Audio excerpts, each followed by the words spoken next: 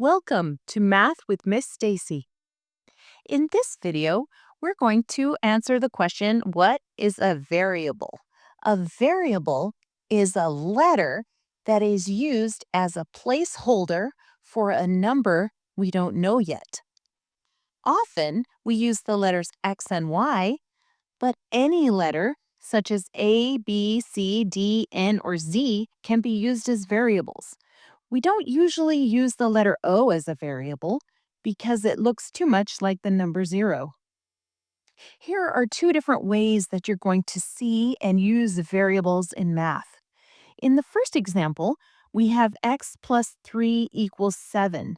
So if we have an equation like this, we can draw a line down the equal sign. We can undo what is happening to the variable. Right now we have x plus 3. We're going to take away 3 from both sides because we want to isolate the variable or get the variable by itself. Whatever you do on one side of the equation, you need to do the exact same thing on the other side of the equation so it stays equal. So we have x plus 3 minus 3. These two 3's, plus 3 and minus 3, end up to be 0. So on the left, we have x plus 0, which is x, equals 7 minus 3 is 4. In this instance, we have a specific number that x represents. X represents the number 4. So we have solved for the variable. In this next example, we have y equals x plus 1.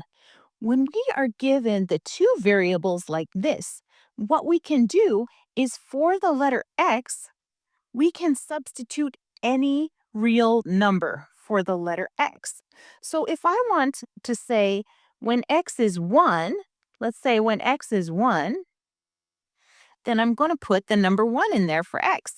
So y equals 1 plus 1, which is 2. I like using simple numbers to help me find values for y. I'm also going to use the number when x is 0.